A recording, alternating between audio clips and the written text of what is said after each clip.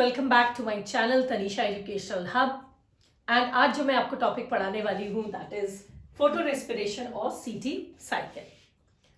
अच्छा, ऐसा बताइए कि do you have a friend? आपके पास क्या ऐसा कोई दोस्त है जो बहुत प्यारा है, आपके लिए बहुत अच्छा है, लेकिन बहुत सारी बदमाशियां भी करता है? जैसे से ही फॉरगेट्स योर बर्थडे, आपका बर्थडे भूल जाता है, या गंदे मोजे पहनता है, he smells his socks, they stink a lot। आपकी शर्ट ले जाता है और आपको लौटाना भूल जाता है। आपकी नई फेवरेट शर्ट वो ले गया, उसको गंदा कर दिया, आपको लौटाना भूल गया, राइट? ऐसे फ्रेंड्स हम सबकी जिंदगी में होते हैं, मेरी भी जिंदगी में है। बट क्या हम ऐसे दोस्तों को छोड़ देते हैं? क्या हम ऐसे दोस्तों को अपनी जिंदगी से हटा देते हैं? ऑफ कोर्स नॉट, हम उनको लेकर चलते हैं। ऐसा ही एक दोस्त RUBP का भी है, ऐसा ही एक दोस्त RUBP का भी है। अब आपको आएगा ये RUBP क्या है, आपको याद होगा, आपने लाइट रिएक्शन में पढ़ा था। If you have forgotten, let me just show you. आपने dark reaction, sorry not light reaction, आपने डार्क रिएक्शन में पढ़ा था that the carbon dioxide acceptor, the first carbon dioxide acceptor in the Kelvin cycle was RUBP, जिसकी वजह से 2 molecules 3 carbon compound का बनता था, that was your PGA। And ये रिएक्शन करने के लिए जिस एंजाइम की जरूरत थी उस एंजाइम का नाम था रुबिस्को। आपको याद होगा, मैं इसी रुबिस्को एंड RUBP की कहानी आपको सुना रही हूँ। रुबिस्को और RUBP बहुत अच्छे दोस्त हैं, बहुत गहरे दोस्त हैं, इनके बीच में बहुत अच्छी जमती है। ये रुबिस्को RUBP को ट्रिगर करता है CO2 के प्रेजेंस में केल्विन साइकिल करने के लिए, जिससे ग्लूकोज बनता है।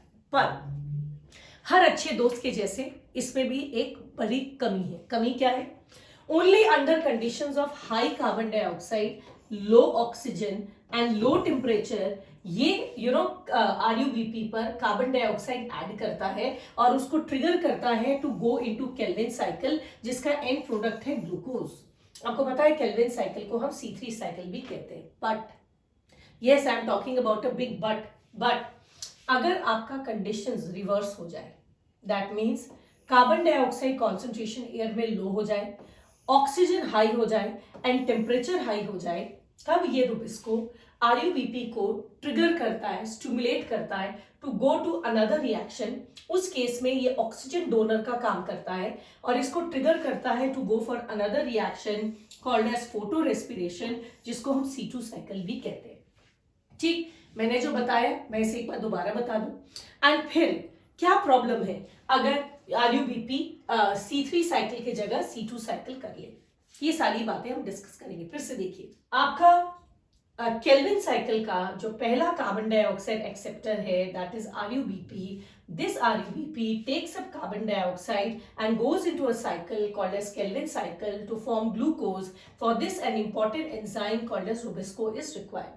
ये रिबिस्को CO2 को RUBP में ऐड करके केल्विन साइकिल बनाता है, जिससे हम ग्लूकोज मॉलिक्यूल बनाते हैं। बट ये कब है? Under conditions of high concentration of CO2। जब CO2 का कॉन्सेंट्रेशन हाई होता है, ऑक्सीजन का कॉन्सेंट्रेशन लो होता है और टेम्परेचर लो होता है। इन केस आपके एनवायरमेंटल कंडीशंस चेंज कर जाए एंड CO2 अब लो हो जाए, ऑक्सीजन हाई हो जाए और टेम्परेचर हाई हो जाए, ये रुबिस्को इस RUBP को CO2 डोनर नहीं के जैसे काम नहीं करता, ऑक्सीजन डोनर जैसे काम करता है। ये RUBP को ऑक्सीजन देता है एंड ये RUBP ऑक्सीजन के प्रेजेंस में what it does, it goes for a different cycle, completely different cycle called as C2 cycle, जिसको हम फोटो रेस्पिरेशन भी कहते हैं। ठीक है, मैंने आपको पिछले क्लास में रुबिस्को का फुल नेम एक्सप्लेन किया था। मैं एक बार फिर से बता दूं, मैंने आपको बताया किसी भी एंजाइम, ये तो एंजाइम है ना, दिस इज एन एंजाइम। मैंने आपको बताया है किसी भी एंजाइम का हाफ नेम उसके सबस्ट्रेट पर होता है। तो यहां पर सबस्ट्रेट क्या है? RUBP। तो रुबिस्को का फुल नेम है RUBP और ये हाफ नेम होता है the type of activity it does, जो ये काम कर रहा है। तो यहां पर ये कार्बन डाइऑक्साइड के प्रेजेंस में कार्बोक्सिलेज का काम करता है एंड ऑक्सीजन के प्रेजेंस में ऑक्सीजनेज का काम करता है। कार्बन डाइऑक्साइड के प्रेजेंस में ये कार्बन डाइऑक्साइड सप्लाई करता है RUBP को केल्विन साइकिल करने के लिए एंड ऑक्सीजन अगर ज्यादा हो जाए तो ये ऑक्सीजनेज का काम करता है, ये RUBP को ऑक्सीजन सप्लाई करता है ताकि वो एक डिफरेंट साइकिल करे, दैट इज फोटो रेस्पिरेशन। तो इसका काम क्या है? दो काम है। आधा नाम हो गया ऑन द सबस्ट्रेट, आधा on the type of work it does. The type of work it does is carboxylase oxygenase. ठीक है, तो इसका फुल नेम है आरयूबीपी, रुबिस्को का फुल नेम है आरयूबीपी कार्बोक्सिलेज ऑक्सीजनेज। अब आप चाहें तो आरयूबीपी का भी फुल फॉर्म लिख सकते हैं, तो उस केस में आप बोलेंगे इस एंजाइम का नाम है राइब्यूलोज बाइफॉस्फेट। ठीक है, बाइफॉस्फेट, मैं अब पूरा नहीं लिख रही, कार्बोक्सिलेज एंड ऑक्सीजनेज, ये इसका एक और नाम आप बोल सकते हो अगर आप फुल फॉर्म में बनाना चाहो। ठीक, अब आपको पता चल गया rubisco has a dual role. ठीक, it acts both as carboxylase and as oxygenase. Now what will happen, मैंने कंडीशंस बताया है और इससे होगा ये, मतलब क्यों मैंने कहा कि लो टेम्परेचर में it acts as carboxylase and high temperature में it acts as oxygenase. What actually happens, जब आपका टेम्परेचर लो होता है, नॉर्मल होता है, लो मतलब नॉर्मल होता है, उस केस में जो लीफ का स्टोमाटा है वो खुला रहता है। अगर हम एक लीफ का सेक्शन काटें, this is my upper epidermis if you remember. ठीक, this is my upper epidermis, this is my lower epidermis. The lower epidermis has many minute pores called as stomata. Then this is my mesophyll cells and this is my spongy parenchyma. ठीक है, this is my palisade parenchyma, spongy parenchyma and this is my stomata. अगर आपका ये मैंने किसका section बनाया है, से लीफ का सेक्शन बनाया है। I have made a cross section of the leaf. आपको पता है होता क्या है कि when the temperature is normal then the stomata is open. अगर स्टोमाटा ओपन रहेगा तो हम अंदर में CO2 लेंगे। ठीक, and this CO2 is required for photosynthesis. We will take CO2 and the moment we take CO2 what will happen is we will form glucose by photosynthesis and by product में आपको oxygen निकलेगा। ठीक, so since we are taking it CO2 and ये जो oxygen आपका produce हुआ during the process of photosynthesis, this will be released to the outside. This will be released to the outside. So obviously low temperature conditions they actually promote the stomata to remain open. इसकी वजह से stomata आपका खुला रहेगा और stomata खुला होने की वजह से हम CO2 लेते रहेंगे तो CO2 का कॉन्सेंट्रेशन लीफ में क्या होगा, हाई होगा एंड ऑक्सीजन जो फोटोसिंथेसिस के एंड में बना है वो एग्जिट करेगा तो ऑक्सीजन का कॉन्सेंट्रेशन कम होगा।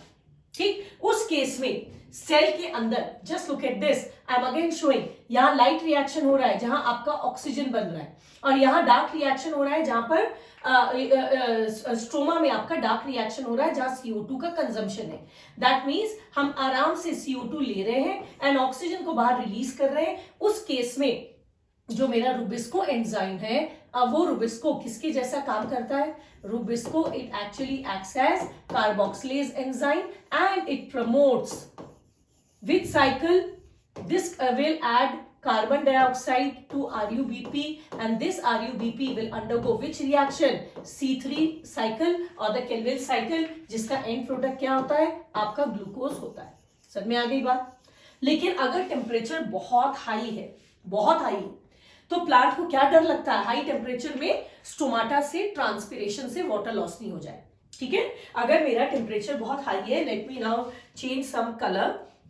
Now I will use maybe I've used all the colors over there, red, so let me use white color now.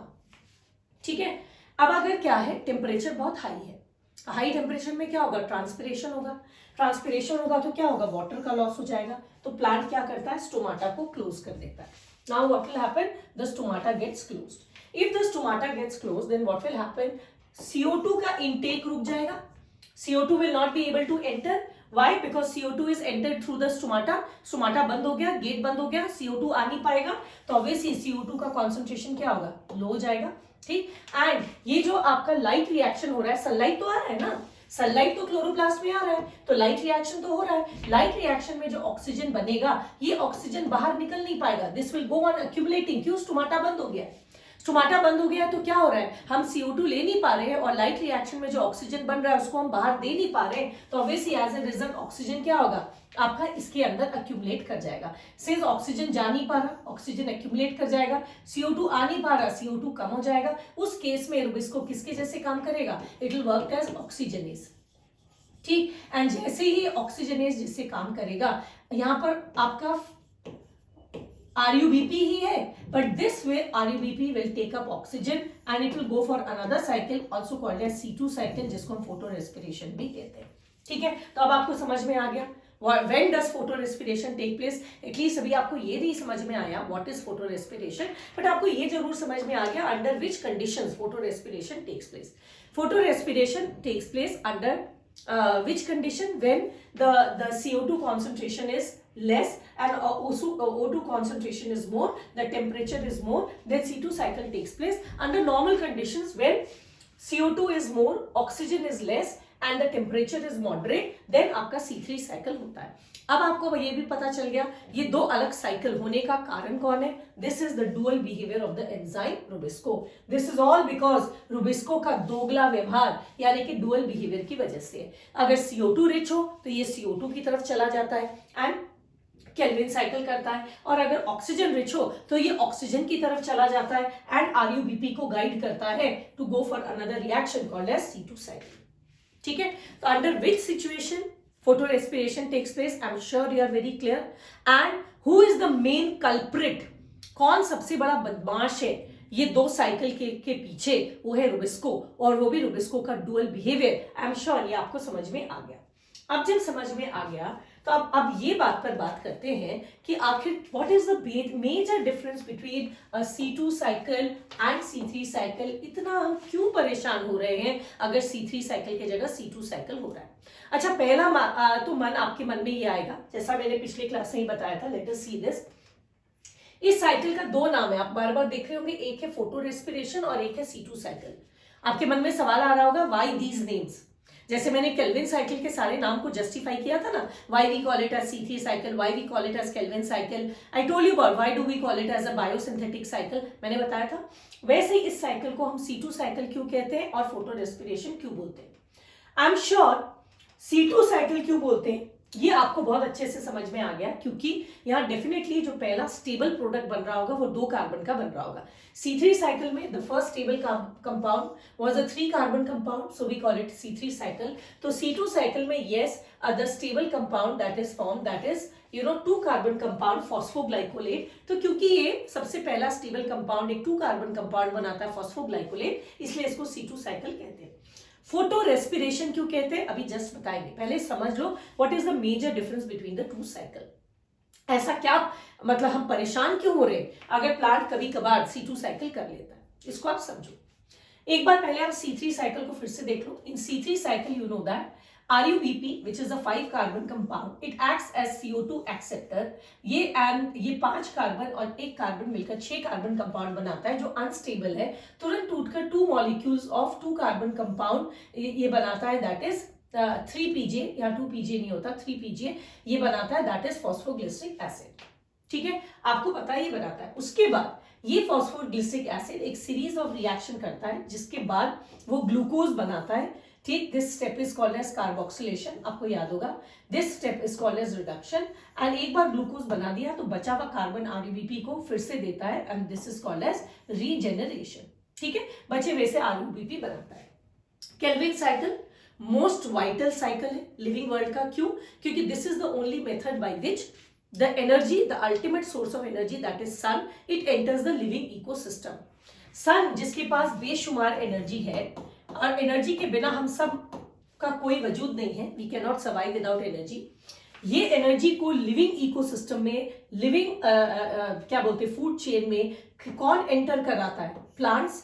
And plants कैसे करता है? इस एनर्जी को ग्लूकोज के कार्बन कार्बन बॉन्ड में ट्रैप करके एंटर करता है. दैट मीन्स और वो साइकिल जिससे ये ग्लूकोज बन रहा है, ठीक है, that is your Calvin cycle. So Calvin cycle is the most important cycle in the living world because this is the cycle through which the solar energy is harnessed in the form of glucose, and in this form the solar energy actually enters the living world. इस पूरे cycle को disturb कौन करता है? C2 cycle. C2 cycle में होता क्या है? यहां पर मैंने साइकिल ऐसे बनाया, यहां ऐसे बनाया, जस्ट सी दिस. यहां पर भी मेरा इनिशियल एक्सेप्टर 5 कार्बन कंपाउंड है. अच्छा हाँ, यहां पर हमारा एंजाइम है रुबिस्को, ये तो मुझे बनाना ही चाहिए. This first step was possible because of the enzyme Rubisco. So here also this first step is because of the dual behavior of this enzyme Rubisco. यहाँ क्या होता है? The 5 carbon compound RuBp when oxygen is more and carbon dioxide is less, it combines with oxygen in presence of Rubisco. और ये अब देखो यहाँ पर क्या है, Rubisco में 5 कार्बन है, ऑक्सीजन में तो एक भी कार्बन नहीं है ना, ऑक्सीजन में तो एक भी कार्बन नहीं है, तो अब होगा क्या, ये 5 कार्बन प्लस 0 कार्बन, तो टोटल कार्बन कितना हुआ, 5 कार्बन, ठीक है। रुबिस्को के पास 5 कार्बन है एंड ऑक्सीजन के पास तो एक भी नहीं है, तो टोटल कार्बन यहाँ कितना है, 5 कार्बन हुआ। This 5 carbon can not have a central split. अगर कार्बन 5 है तो आप बीचों बीच नहीं काट सकते, सेंट्रल स्प्लिट नहीं हो सकता। यहां स्प्लिट कैसे होता है, ऐसे, सच दैट एक 3 कार्बन का कंपाउंड बनता है और एक 2 कार्बन का कंपाउंड बनता है। जो 3 कार्बन का कंपाउंड बनता है वो है पीजीए, ये वही पीजीए जो C3 साइकिल में बनता है, ठीक, वही पीजीए बन रहा है। This is the 3 carbon compound, और एक 2 कार्बन कंपाउंड बनता है जिसको हम कहते हैं फॉस्फोग्लाइकोलेट। ये 3 पीजीए जो 3 कार्बन कंपाउंड बना, इसको तो हम केल्विन साइकिल में डाल देते हैं यहां पर, and this goes into the Calvin cycle and produces glucose. ये ग्लूकोज बनाता है। भाई हम ग्लूकोज बनाने से बिल्कुल कॉम्प्रोमाइज नहीं कर सकते, क्योंकि प्लांट का ग्लूकोज इकलौता तरीका है जिससे सोलर एनर्जी को हार्नेस करके लिविंग सिस्टम में फनल किया जाता है, यानी कि उसको लिविंग सिस्टम में भेजा जाता है। That is the only source, right. तो यहां पर क्या है, ये जो 3 कार्बन का कंपाउंड पीजीए है, ये तो ग्लूकोज बना लिया, राइट, ये तो ग्लूकोज बना लिया। अब हुआ क्या, ये 2 कार्बन का फॉस्फोग्लाइकोलेट हमारे लिए वेस्ट हो गया। अब फोटोसिंथेसिस का अगर आप देखोगे तो main compound, this is your photosynthesis का equation and this is respiration, हम बाद में बताएंगे। फोटोसिंथेसिस का एक इंपॉर्टेंट रॉ मटेरियल इंग्रेडिएंट कौन है, CO2। अगर हर साइकिल में 2 CO2 का लॉस होने लगा तो बहुत बड़ा नुकसान हो जाएगा। अब आप ऐसा समझो कि आप ऐसा समझो हम हर दिन एक लंगर लगाते हैं, एक फूड एक चैरिटेबल फूड स्टॉल लगाते हैं। लंगर को आप समझ लो क्या हुआ, चैरिटेबल फूड स्टॉल, जहां पर हम हर दिन 5 केजी आलू मटर की सब्जी या आलू गोभी की सब्जी डिस्ट्रीब्यूट करते हैं, और हम हर दिन 5 किलो क्या लेकर आते हैं, से गोभी लेकर आते हैं। अगर हर दिन 5 किलो में से 2 किलो गोभी वेस्ट हो जाए तो सोचो मेरा खाना का कितना बड़ा वेस्टेज हो जाएगा, हमको कितना कम फूड बनेगा और कितने कम लोगों को मिलेगा। सिमिलरली दुनिया में तो सोलर एनर्जी एंटर करने का एक ही तरीका है, ग्लूकोज। अगर हर ग्लूकोज के बनने में जो रॉ मटेरियल है उसमें हर 5 कार्बन में से 2 कार्बन का लॉस हो जाएगा, तो यहां पर होगा क्या, this will become a very very expensive process. तो हमें तो ये 2 कार्बन को किसी न किसी तरह से रिगेन करना है, फिर से आरयूबीपी बनाना है, ताकि आरयूबीपी क्या बनाए, ये पीजीए बनाए और हम ग्लूकोज को बना सके। ये 2 कार्बन का जो फॉस्फोग्लाइकोलेट मॉलिक्यूल बनता है, इससे फिर से आरयूबीपी रीजनरेट करने में, ठीक है, क्योंकि आरयूबीपी एक बार बन गया तो आरयूबीपी से क्या बनेगा, पीजीए बन जाएगा एंड आपका ग्लूकोज बन जाएगा। ये पूरा साइकिल जो हम करते हैं, इस साइकिल को हम we call it as C2 cycle. तो C2 क्यों बोलते हैं मैंने बता दिया। अब इस पूरे साइकिल के होने में हमारे को क्या क्या प्रॉब्लम है ये हम आपको बताएंगे, लेकिन पहले ये बता दे इसको फोटो रेस्पिरेशन क्यों बोलते हैं। क्यों, क्योंकि आपको पता है this reaction is triggered due to this sunlight photo and this actually happens in chloroplast. आपको पता है ये सारी चीजें कहां हो रही है, क्लोरोप्लास्ट में हो रही है, ठीक है ना। आपके लीफ के क्लोरोप्लास्ट में ना C3 साइकिल होता है, आपके लीफ के क्लोरोप्लास्ट में ना स्ट्रोमा में आपका रुबिस्को पाया जाता है। अगर ये क्लोरोप्लास्ट है, ये ग्राना है, तो यहाँ स्ट्रोमा में ना रुबिस्को पाया जाता है जो C3 या C2 साइकिल करता है। यानी कि ये एंटायर प्रोसेस जो C2 साइकिल का है वो कहाँ हो रहा है, क्लोरोप्लास्ट में हो रहा है, इन प्रेजेंस ऑफ सनलाइट। कि जब सनलाइट कैसा होता है, बहुत हाई होता है, इसको सनलाइट गवर्न कर रहा है। एंड इसमें आप देख रहे हैं क्या बेटा, आप देख रहे हैं इस प्रोसेस में ऑक्सीजन हम यूज करते हैं। एंड इस पूरे साइकिल में एक बार सुन लो ध्यान से, जब हम फॉस्फोग्लाइकोलेट से फिर से आरयूबीपी रीजेनरेट करते हैं, एक कार्बन डाइऑक्साइड का लॉस तो होता है, एक कार्बन डाइऑक्साइड का तो लॉस होता है। हम सारा कार्बन डाइऑक्साइड बचा नहीं पाते, एक कार्बन डाइऑक्साइड का लॉस हो जाता है, ठीक। तो यहां पर वैसा प्रोसेस, अब देखो जनरली आप रेस्पिरेशन का डेफिनेशन कैसे पढ़ते हैं। Respiration is a process in which the glucose is broken down with the help of oxygen and CO2 is released.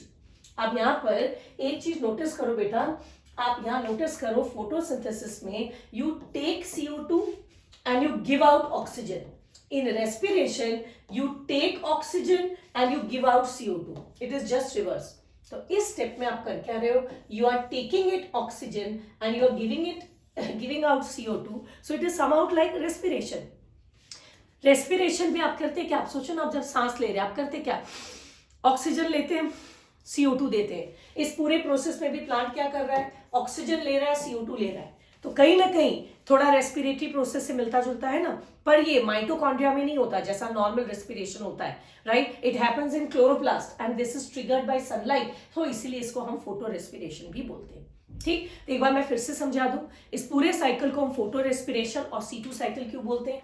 C2 cycle इसलिए कहते हैं क्योंकि इसका जो फर्स्ट स्टेबल कंपाउंड जो इस साइकिल में एक्चुअली कंटिन्यू करेगा वो 2 कार्बन कंपाउंड है, तो हम C2 साइकिल कहते हैं. एंड इस पूरे साइकिल का ओवरऑल क्या हो रहा है? हम ऑक्सीजन लेते हैं और CO2 देते हैं. ठीक, in the process of regenerating RUBP and this RUBP will then enter into Kelvin cycle to make glucose. ठीक, तो since यहाँ पर हम ऑक्सीजन लेते हैं और CO2 देते हैं and this is triggered by sunlight and it happens in chloroplast not in mitochondria, तो इसको हम लोग C2 साइकिल भी कहते हैं. समझ में आ गया? अब ये C2 साइकिल के क्या क्या डिसएडवांटेजेस है, क्या क्या डिसएडवांटेजेस है पहले जान लो, उसके बाद हम लोग स्टेप्स ऑफ C2 साइकिल जानेंगे. देखिए वही डायग्राम मैंने फिर से बना दिया है. अब इसका देखो क्या क्या डिसएडवांटेज है. पहला डिसएडवांटेज क्या है? आप यहाँ पर CO2 का लॉस कर रहे हैं. CO2 which is one of the major what component या ingredient of light of photosynthesis, आप उसका लॉस करते हैं. सेकेंड मैं आपको बता दूं, ये जो 2 कार्बन कंपाउंड फॉस्फोग्लाइकोलेट है जिससे जब आप RUBP रीजनरेट करते हैं, जिस साइकिल को आप C2 साइकिल बोलते हैं, इसमें ATP भी खर्च हो जाता है. माय गॉड, ये तो बहुत ही चिंता की बात है. ATP खर्च हो जाता है. यानी कि अगर आप यहां पर देखो फोटोसिंथेसिस का रिएक्शन क्या है, it is 6 CO2 plus 12 H2O in presence of sunlight which has been now converted into ATP. We form glucose molecules C6H12O6 plus चलो oxygen as a byproduct बनता है एंड आपका water molecule as a byproduct बनता है. पर अगर आप इसे गौर से देखोगे, देखिए हम क्यों इतने चिंतित हैं. One of the raw material for photosynthesis जो बहुत इंपॉर्टेंट, मैं बार बार कह रही हूँ फोटोसिंथेसिस इंपॉर्टेंट क्यों है, ये इकलौता तरीका है जिससे एनर्जी एंटर कर रहा है लिविंग वर्ल्ड में. ठीक, one of the raw material that is being wasted. Secondly इस पूरे साइकिल में ATP कंज्यूम होता है, that means another raw material for making glucose is being wasted. ठीक है, मेरी बात समझ में आई. दो रॉ मटेरियल का हमको लॉस हो गया. बाद में अगर कंडीशंस रिवाइव कर गए मतलब टेम्परेचर फिर से कैसा हो गया, इट बिकम्स लो.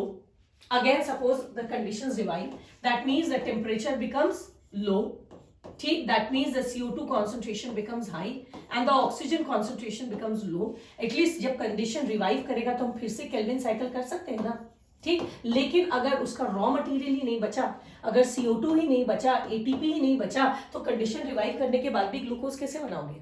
मेरी बात कहने का मतलब ये है कि हम सपोज कढ़ाई में, बार बार हम आपको वही एग्जांपल देते हैं, हम आप सपोज कढ़ाई में आपका आलू गोभी का सब्जी बना रहे हैं. किसी कारण से आज मेरे पॉकेट तंग है, मेरे पास पैसे नहीं है, मैं आलू गोभी नहीं खरीद पाई. ठीक, लेकिन और कढ़ाई तो है मेरे पास गैस तो है.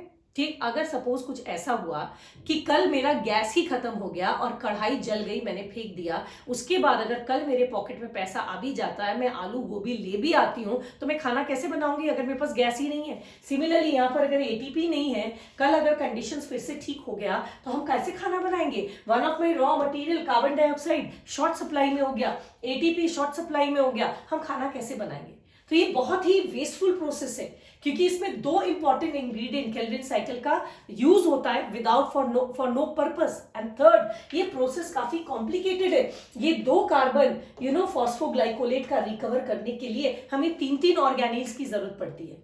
It goes to 3 organelles. ये तो एक ही ऑर्गेनिल में हो जाता है, दैट इज क्लोरोप्लास्ट. इसमें 3 ऑर्गेनिल की जरूरत पड़ती है. One is chloroplast, the other is peroxisome and the third is mitochondria. तब जाकर ये जो आपका 2 कार्बन है उसमें से भी 1 कार्बन का लॉस हो जाता है एंड आपका फिर RUBP रीजनरेट होता है. फिर इस RUBP को हम केल्विन साइकिल में ले आते हैं और ग्लूकोज बनाते हैं. तो overall it is a highly wasteful method.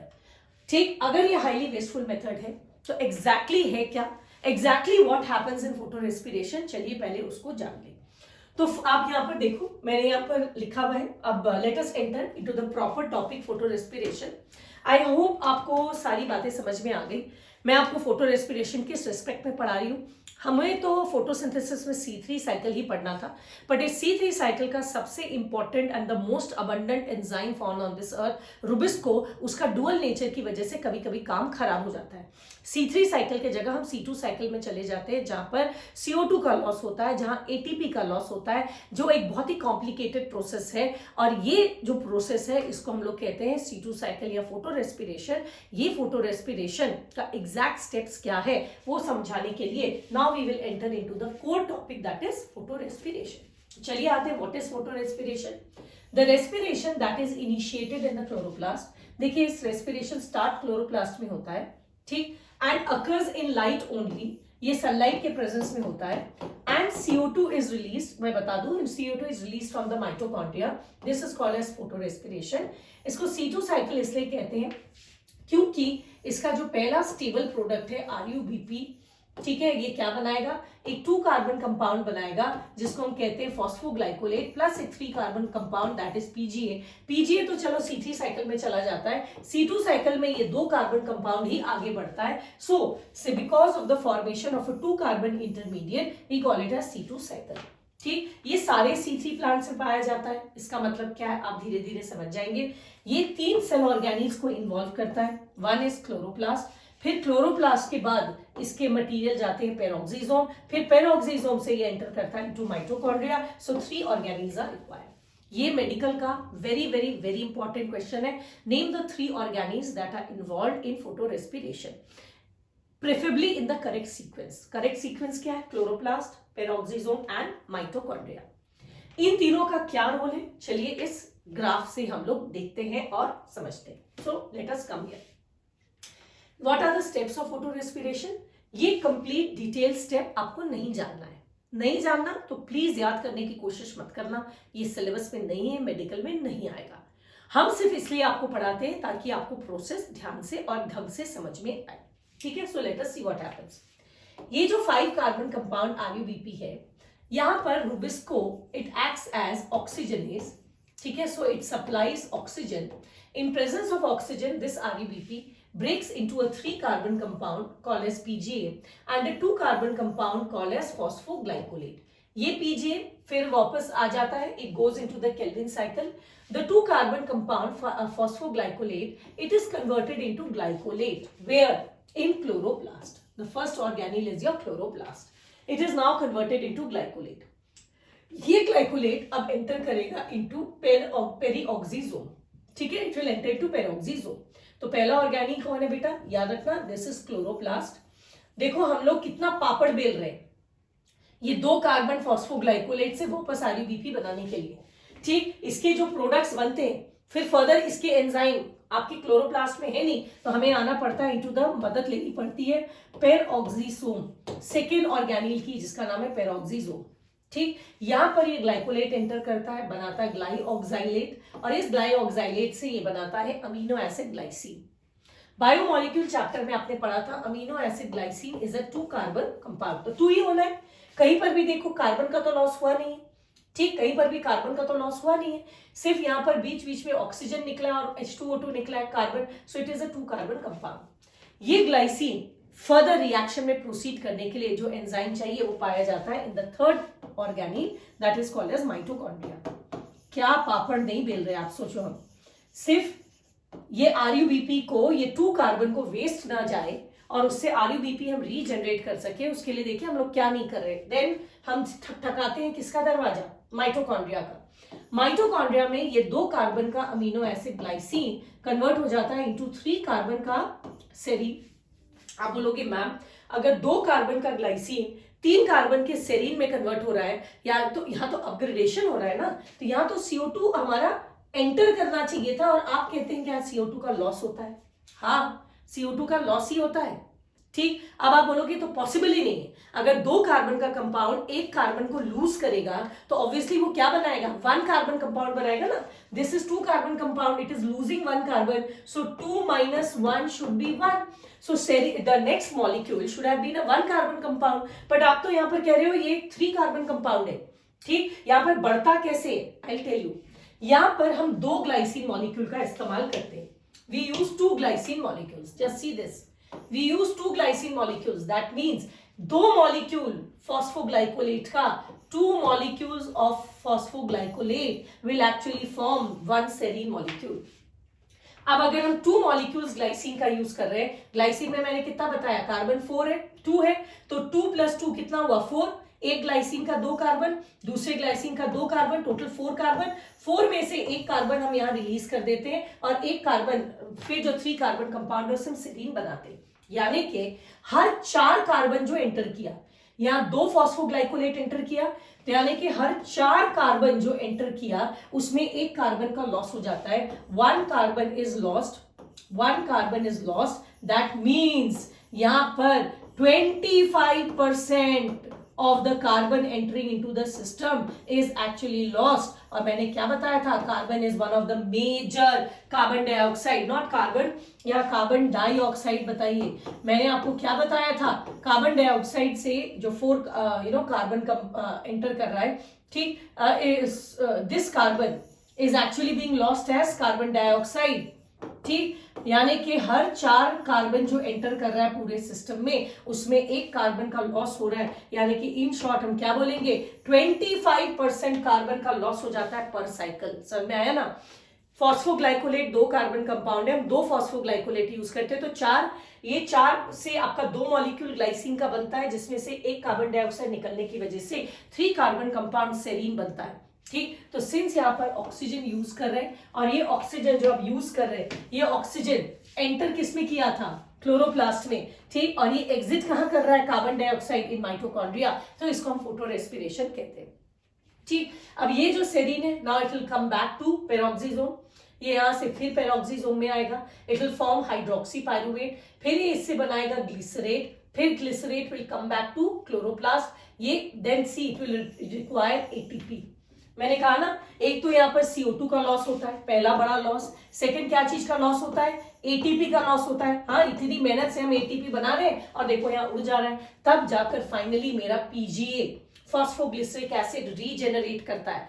2 PGA से 3 PGA बनाने में हमने कितनी चीजें खर्च कर दी, एंड ये PGA बाद में केल्विन साइकिल में एंटर करेगा और ग्लूकोज बनाएगा, ठीक। एक बार इस बोर्ड को थोड़ा सा हम क्लियर कर दे और आपको दिखा दे, ये जो आपका 2 कार्बन फॉस्फोग्लाइकोलेट है, इससे 3 कार्बन PGA बनाने में, ठीक। अब इसका क्योंकि 3 कार्बन है और इसका 2 कार्बन है, ठीक, तो हम इसके 2 मॉलिक्यूल लेते हैं, 4 कार्बन में से एक कार्बन का लॉस हो जाता है, तब हम PGA को रीजनरेट करते हैं, और ये PGA बाद में RUBP के साथ केल्विन साइकिल में क्या बनाता है, ग्लूकोज बनाता है। इस तरह से हम सोचो कार्बन की रिकवरी करते हैं और ग्लूकोज का प्रोडक्शन बढ़ाते हैं। इसके अलावा यहाँ पर एटीपी खर्च हो जाता है, यानी कि ग्लूकोज बनाने में एटीपी खर्च कर दिया, CO2 खर्च कर दिया, 3 ऑर्गेनिल की हमने मदद ली, जो इस पूरे प्रोसेस को बहुत ही ज्यादा कॉम्प्लिकेटेड कर देता है। That means I am sure now you understand.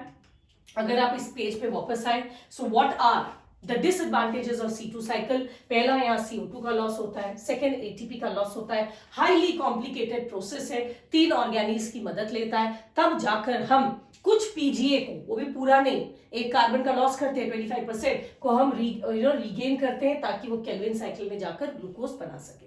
So now let us come to the advantages of disadvantages of photo respiration.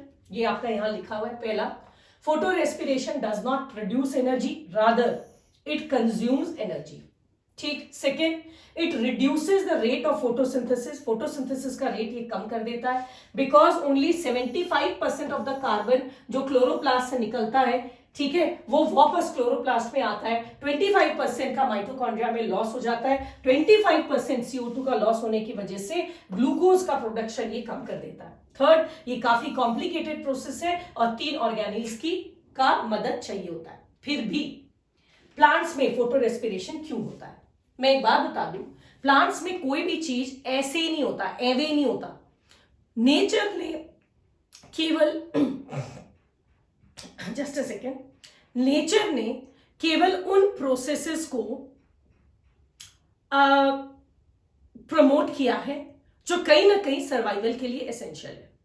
Nature केवल उन्हीं प्रोसेसेस को प्रमोट करती है, ठीक। तो यहां पर कौन सा प्रोसेस है सुन लो पहले, जिसकी वजह से इतना हम लॉस क्यों बर्दाश्त कर रहे हैं। इसलिए क्योंकि आपको याद रखना है कि फोटो रेस्पिरेशन होता है when CO2 is low, oxygen is high and temperature is very high. Temperature is very high, sunlight बहुत इंटेंस है। अगर इंटेंस सनलाइट प्लांट पे के लीफ पर गिर रहा है और अगर केवल इसलिए क्योंकि मेरे पास CO2 नहीं है, हम केल्विन साइकिल नहीं कर पाएंगे, हम फोटोसिंथेसिस नहीं कर पाएंगे, तो ये हाई टेम्परेचर की वजह से प्लांट का जो क्लोरोप्लास्ट होता है उसका फोटो ऑक्सीडेटिव डैमेज हो जाएगा। हाई टेम्परेचर में क्लोरोप्लास्ट में जो क्लोरोफिल मॉलिक्यूल है उस क्लोरोफिल मॉलिक्यूल का photo oxidative damage, sunlight photo oxidative damage. Photo oxidative damage का मतलब क्या है, हाई टेम्परेचर में ये क्लोरोफिल मॉलिक्यूल का ऑक्सीडेशन हो जाएगा, डैमेज हो जाएगा। और अगर लीफ में क्लोरोफिल मॉलिक्यूल डैमेज हो गया, ये तो परमानेंट डैमेज है, ये एरिया लीफ तो कभी खाना नहीं बना पाएगा। बाद में अगर आपका CO2 हाई हो जाए, O2 लो हो जाए, टेम्परेचर लो हो जाए, तो भी ये रीजन तो कभी फोटोसिंथेसिस कर ही नहीं पाएगा। ये क्लोरोफिल का परमानेंट डैमेज है। बचे हुए सारे डैमेज क्या है बेटा, रिवाइवल है। कार्बन डाइऑक्साइड आज नहीं है कल आ जाएगा, लेकिन एक बार लीफ का क्लोरोफिल खत्म हो गया, आपने कभी देखा है सूखा हुआ पत्ता फिर हरा हो गया? नहीं, परमानेंट डैमेज हो जाएगा। इतना लीफ कभी फोटोसिंथेसिस कर ही नहीं पाएगा, ग्लूकोज का परमानेंट लॉस हो जाएगा। ठीक, तो हम लोग क्या करते हैं उस केस में, रुबिस्को चालाकी करता है कि जब देखता है फेवरेबल कंडीशंस नहीं है, टेम्परेचर हाई है, क्लोरोफिल की जलने की संभावना है, ये इस क्लोरोफिल को डाइवर्ट कर देता है इनटू अनदर ये इस प्रोसेस को डाइवर्ट कर देता है into another process called as C2 cycle, ताकि कम से कम मेरा क्लोरोफिल बचा रहे, ताकि जब कंडीशंस रिवाइव करे तो हम बाद में जब सही हो जाएगा सब कुछ तो हम आराम से फोटोसिंथेसिस करते रहेंगे। ठीक, तो under conditions of high light, limited CO2, अगर टेम्परेचर बहुत हाई है और CO2 नहीं है, देन फोटो रेस्पिरेशन का एक यूजफुल रोल है, क्योंकि ये प्रोटेक्ट करता है प्लांट को from this photo oxidative damage, right. लेकिन फिर भी ये बहुत ही वेस्टफुल प्रोसेस है। इसमें हमारा बहुत ज्यादा घाटा होता है, CO2 का, ATP का बहुत ज्यादा घाटा है। तो इसका कुछ ना कुछ विकल्प निकालना पड़ेगा। मतलब क्या है, कुछ ऐसा उपाय जिसमें सांप भी मर जाए और लाठी भी नहीं टूटे। मतलब हाई टेम्परेचर में फोटो ऑक्सीडेटिव डैमेज भी ना हो और साथ में ये जो मेरा लॉस हो रहा है CO2 का, ATP का, ये भी ना हो।